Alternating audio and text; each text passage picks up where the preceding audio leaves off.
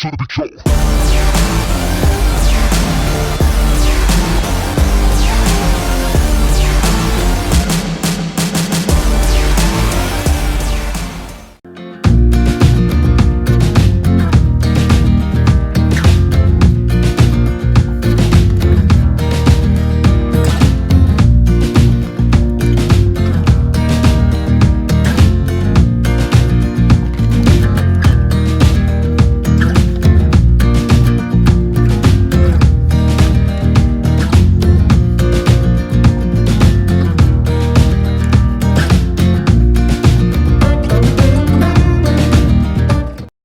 Hey, how you doing, everybody? I'm the Dr. Bob Lee from 107.5 WPLS and the Make the Grade Foundation for Education. You're watching Rude Rangers TV.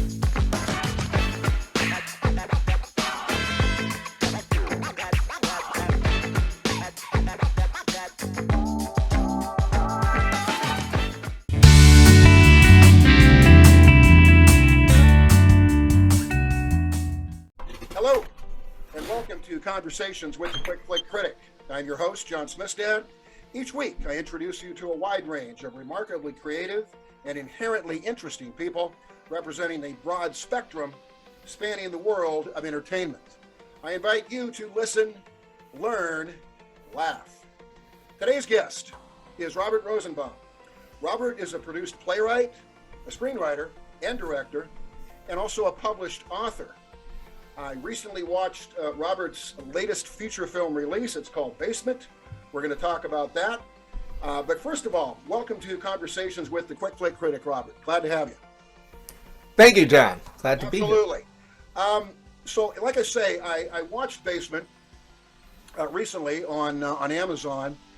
This is a film about nine neighbors in a section of New York City who come together under very dire and volatile circumstances.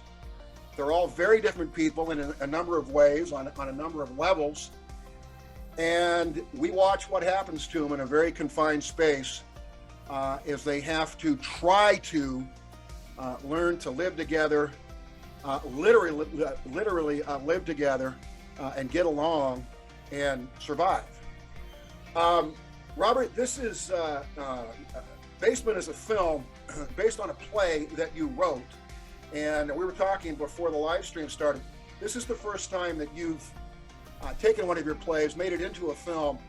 What was that experience like for you, and what were some of the challenges maybe that you didn't foresee in making that happen?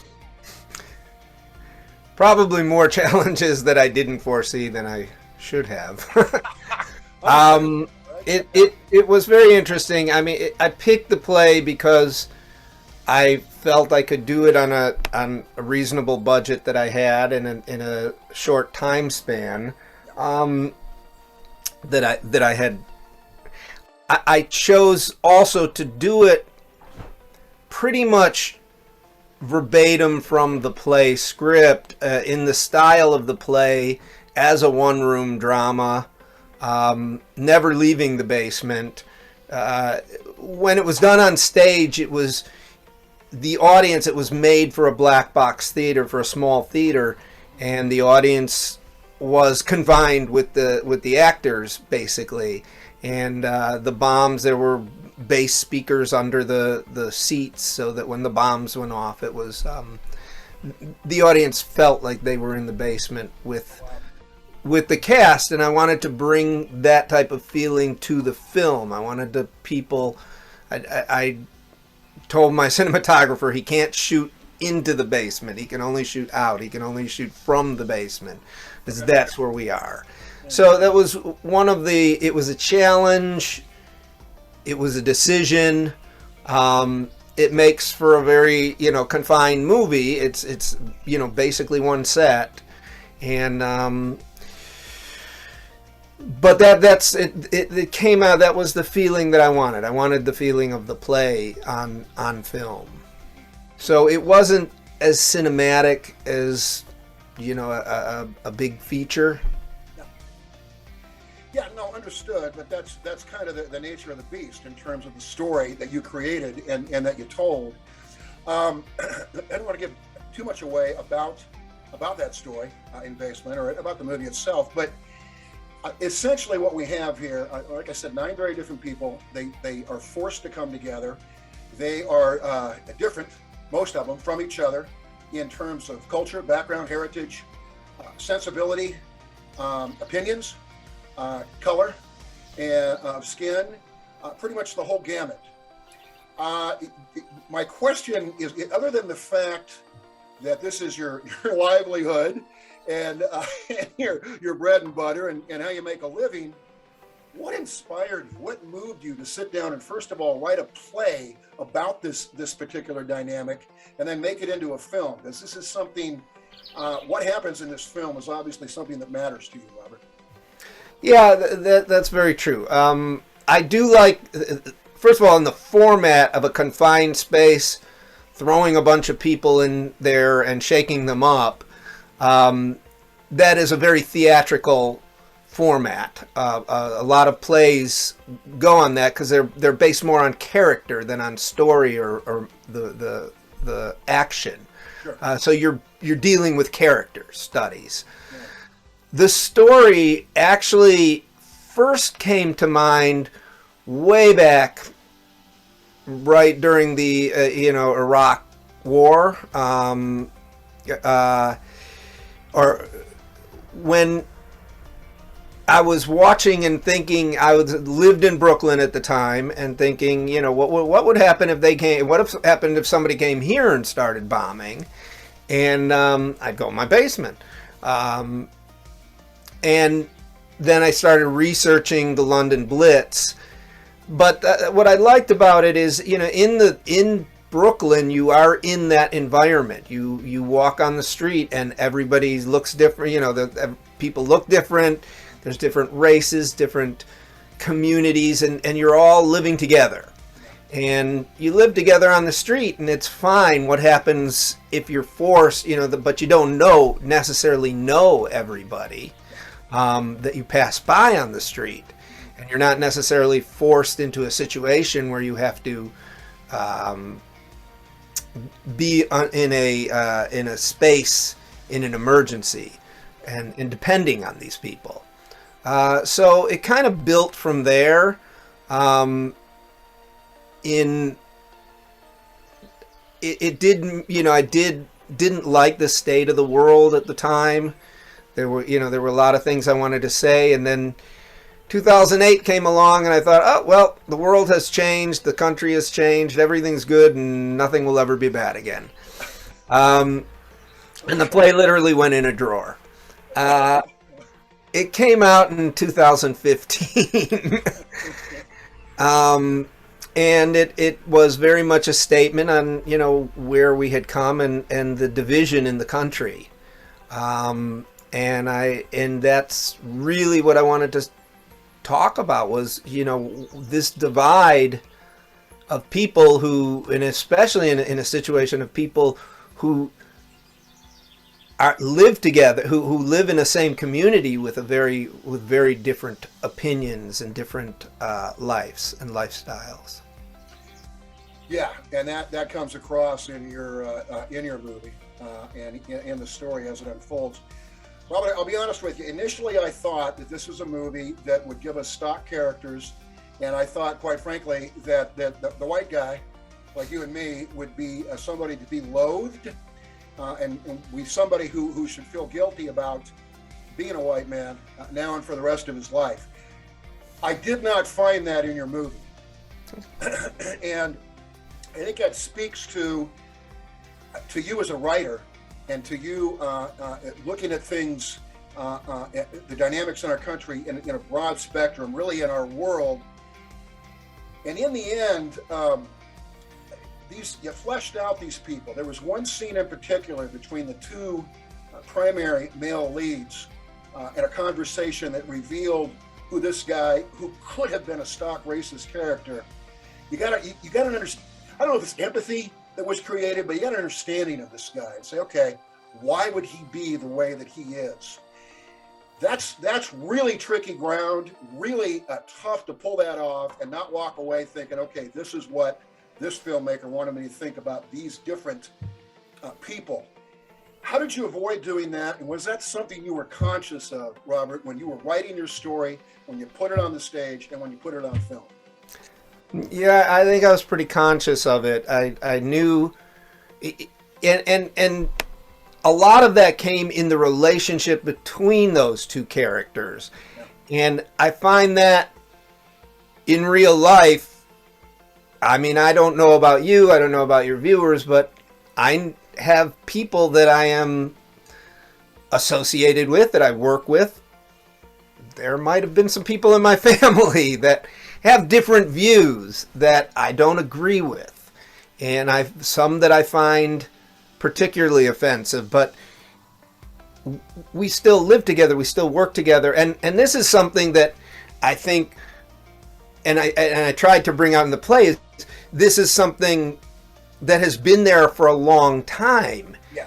But it came out so strong in the last 4 or 5 years that the division, where it used to be, okay, these people, we have different views, but we get along.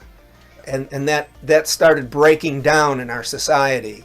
And that's where you have these two men who are on such a far different ends of the spectrum, and yet have been friends for a long time.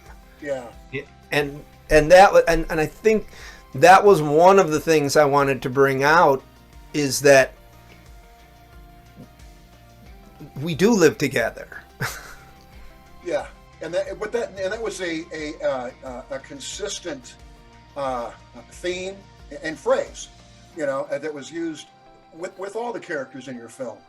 To point that out, and I think that's extremely important to understand that in the end, while there was like a branch of hope extended to us as an audience, this wasn't a pat. Okay, now, like you said before, everything's fine. Here we go. New York, in your vision, in your film, wasn't just being attacked from an unknown force, country, entity. They were fighting with each other, within the city, against each other, and it was a horrifying mess. The way that I won't give away the final images, but the way that we come to find out what's happening in New York City at this time, which is going to lead to another question. I assume you're probably a native New Yorker, and you're in New York. I've lived there I wasn't born in New York, but yes, I've lived there a long time. New York City, specifically, which is the setting of your film, has been through some crap before. In the 70s, they went bankrupt as a city, for God's sake, and the feds had to bail them out. In the 80s, crack addicts and crime took over the city, and New York came back from that. I think it's fair to say that New York City right now is a broken town in a lot of ways. People certainly were hopeless in those instances before in New York, and even before that, but they bounced back. Do you have hope for New York, Robert, as someone who lives there, and it sounds like he's lived there most of your life? And if so, why moving forward? Well, if you're talking about the city in particular, I actually, right now, I live up in the Catskills, okay. But I still work, and I'm still part of the city, and I know what's going on there now. And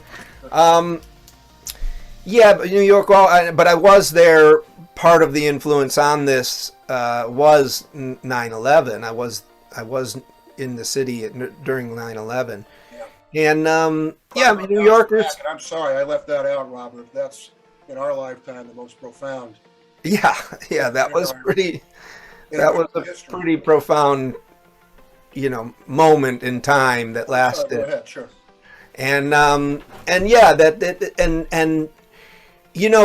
interestingly enough, at that point we did come together. So the city came together so strongly, especially in those weeks after. And I remember the bars, but unlike COVID, immediately after the disaster, after the attack, after what went on, we could go out into the streets and be together. During the blackouts, people came out of their apartments and were in the streets together. And ironically, during COVID, it was, so we have a lot of things going on in the world, in the country, and then COVID, everybody had a retreat from each other, and that's very unlike New Yorkers. We work out our problems in the restaurants and the bars and in the street, and that was a problem of the COVID incident, which of course is national and worldwide. So I think that though this is set in a Brooklyn neighborhood, I do envision it as a national, a statement on the nation. And yes, I think New York will always come back as a city, and I hope we'll come back as a nation. I think the problem, the division, goes outside the city too, very much, and that's really where our struggle is right now as a country, I think. And the cities, like the basement, the city, you are forced together in the cities, whereas as you get further from the cities, and you are not forced together into these type of mixed communities. Outside the cities, communities are very much the same. They're usually made from the same people that have developed those cities, whether they be, whatever race or heritage they're from. It's less homogenous than New York City, and I think that's one of the strengths of the city. One of the points of basement is, when you're forced to survive together, you have to, you can't cut off your nose to spite your face. Yeah. Well, arguably, and I don't even know if there's a decent argument, New York City is the most important city on our planet. And, the strong survive. New York has proved that time and time again. I have hope that the city will bounce back, and that like souls and hearts will come together and realize, hey, we're never going to agree on everything, but we got to move forward for the sake of us as a community of New Yorkers. And I believe that is going to happen. I really would like you to talk about the cast in Basement, Robert. Casting these people, I thought, in my opinion, I watched a lot of film. I watched a lot of independent film, a lot of small budget independent film. I consistently find the quality of acting really high caliber. Talk about this cast, which I thought again was roundly exceptional in Basement. Well, I felt it was exceptional too. I felt I got very lucky. I worked hard to find the cast, but they are all professionals. It is a SAG film. They are working. They're all working actors with decent resumes. Pretty extensive on some of them. Yeah. And I'll tell you, as a director, they were a dream to work with, because I've been on a lot of films in different positions. I was very young out of college doing menial stuff on films and art, being in the art department, and this was one of the most friendly and cooperative cast and crew. Wow. We didn't have a single fight really in the whole production, which was a short, intense, and of course we were all masked, which was. Yeah, this was shot during COVID. This was shot during the first moment that you could do it after COVID started. Wow. It was, everybody was, all the rules were experimental, were being new, were being formed. There were no vaccines yet. So, yeah, that was a choice I made, maybe not the wisest, but I had the movie was already started when this thing happened, and it did cause a delay, and of course it caused a lot of budget issues, a lot of which have not gone away anyway. There's still, there's still so many rules and restrictions because of COVID. I think it's a little easier than it was when we did this. But the cast was amazing. I had a very good casting director who brought in, some people that I just was unaware I could get. I mean, the person who plays Sal is Rizwan Manji, and his resume, he has a 30-year resume in major films, television, Big time stuff. Yeah. and he brought to that character. I kind of thought in the play, I thought of that character as one of the more minor characters, and it really isn't. I don't think there is a minor character in this piece, and he just brought so much to it.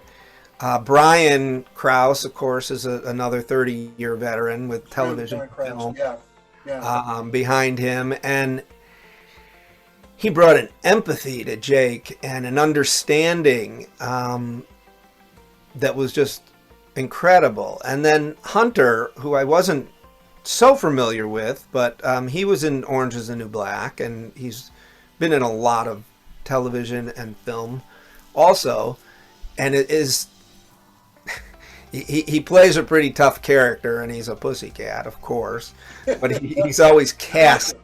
He's always cast. He's a character actor. He looks a certain way. He's going to be cast as that big tough guy. Yep. And but just such an understanding that he was able to bring out, and an empathy, so that you didn't completely hate this.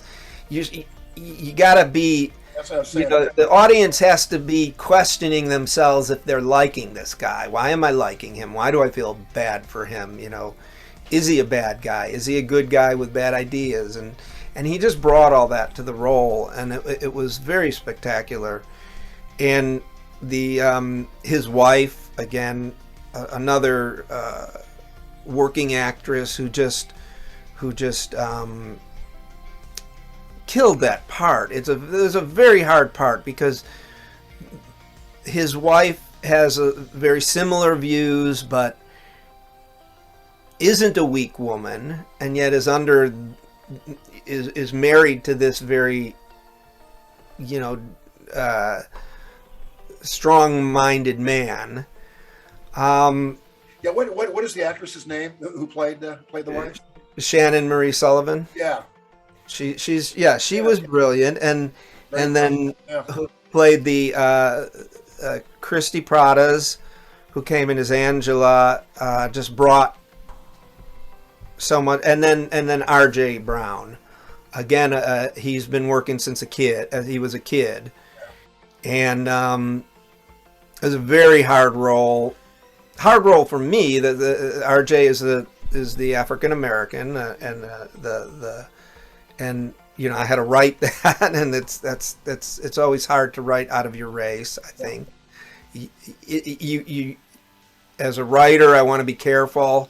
I want to try and have empathy, try and bring my experience as much as I can into that character, and then it helps a lot with it. I do work with the actors to make sure that they're feeling it, that I'm not off base.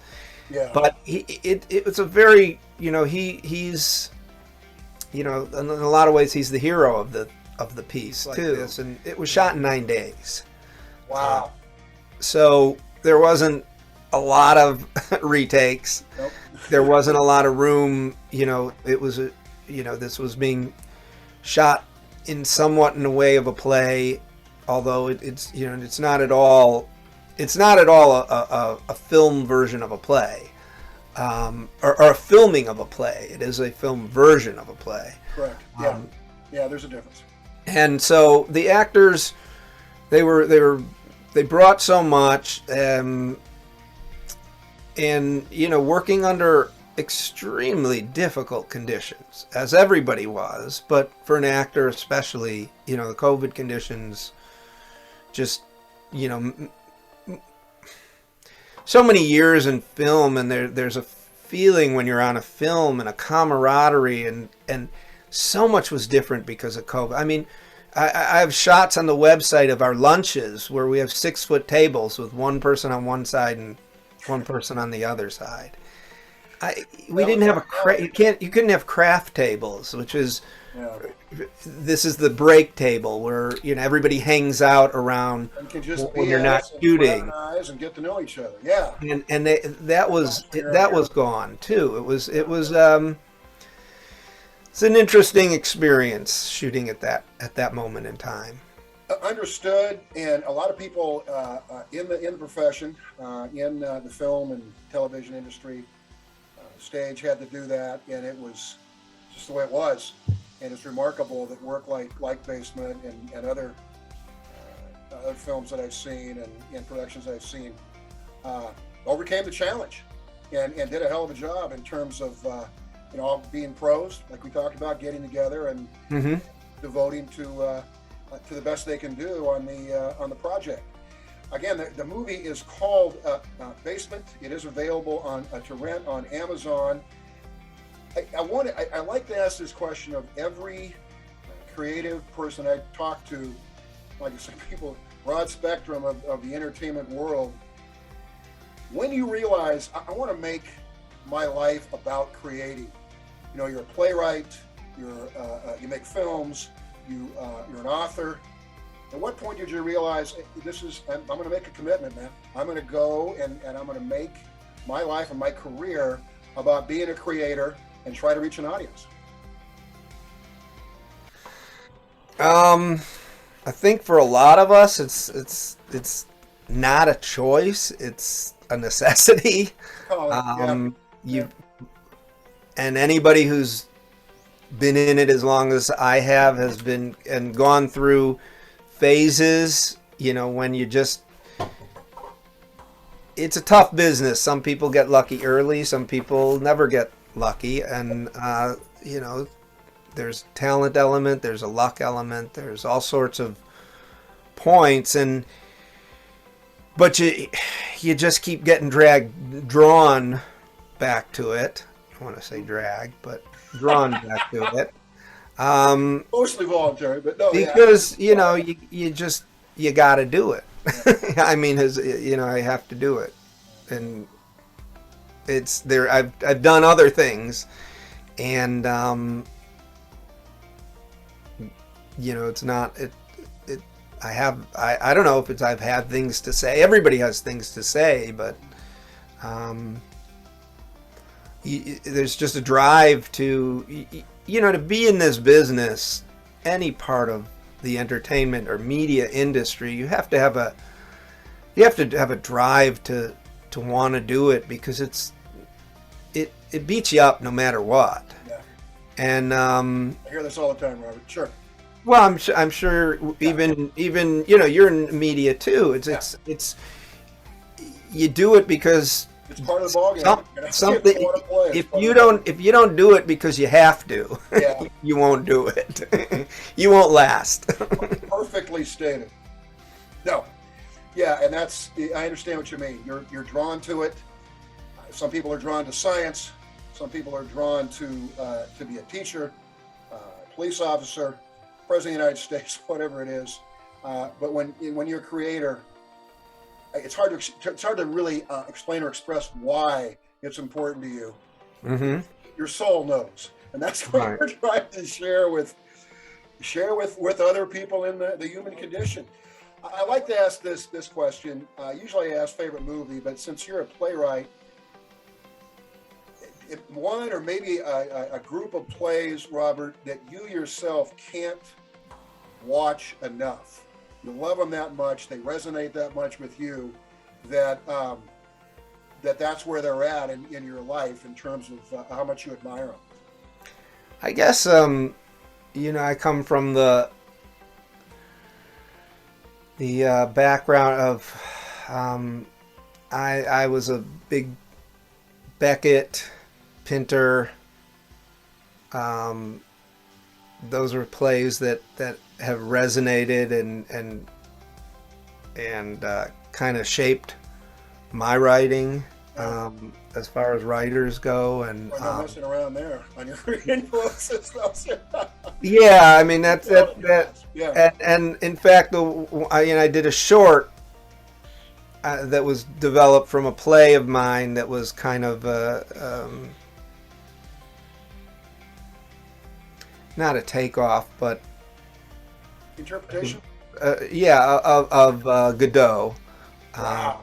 which I turned into a short, an animated short, which I had a lot of fun with. Oh, cool. It was called My Conversation with Dog, and it takes place in a park between a man and a dog. And on a play stage, the dog is played by a person, and much the in the way that not necessarily, well, could be in costume, a full costume, but it was fun to bring it to film as an animated, because I could have an actual dog, an animated dog and an animated person talking. So that's my influences were from that theater group, basically. And I kind of brought that in. One of the influences on Basement, as a matter of fact, is 12 Angry Men, which was a Playhouse 90 piece to begin with, more than a play. Yeah. But again, it's the same situation of a group of different people forced together to accomplish a task. Absolutely. Yeah. Boy, that's a classic film, 12 Angry Men. Talk about a cast, too. Yeah, there you go. Well, there's been several versions of it that all have very incredible casts. Yeah. Boy, no, absolutely, no doubt about that. Boy, this has been fun. We have been talking with Robert Rosenbaum. And again, he is a produced playwright, a screenwriter, and director. He is also a published author. Robert, thanks so much for being with us. We really appreciate it. I really enjoyed this conversation with you. Well, thank you, John. I enjoyed it too. I enjoy all your pieces there. I've watched several. Thank you. And you have a great insight and great questions. Bring out a lot. I appreciate it. That means a lot to me. And I have found, I'm a writer, and maybe I'm kind of outside the box there, but writers love doing interviews. So I appreciate. He said sarcastically, but I appreciate you doing this. You did a fine job, and like I say, I found it damn interesting to talk to you and learn about you. And got to remind people again, your latest project is Basement. It is a feature film. I have watched it. It got through to me. I thought I was going to see one thing, as I told Robert. I ended up seeing something that was different, and it was well worth my investment of time and attention and emotion, quite frankly. Again, Basement is the film, and it is available for rent on Amazon Prime Video. That'll do it for this episode of Conversations with the Quick Flick Critic. I am your host, John Smistad. The show live streams every Tuesday at 7:30 p.m. Eastern Standard Time on Rude Rangers TV. You can also download the Rude Rangers Unite app on any number of platforms, including the major ones that we all know: Roku, Amazon Fire TV, Google Play, and any number of other platforms where you watch your live streams. So until next time, I wish everybody nothing but good things. As Robert and I have been discussing, we can come together. It is a choice.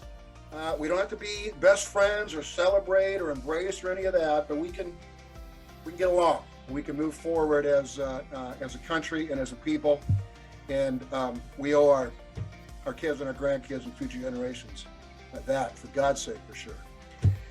Folks, listen, learn, laugh. Goodbye, everybody.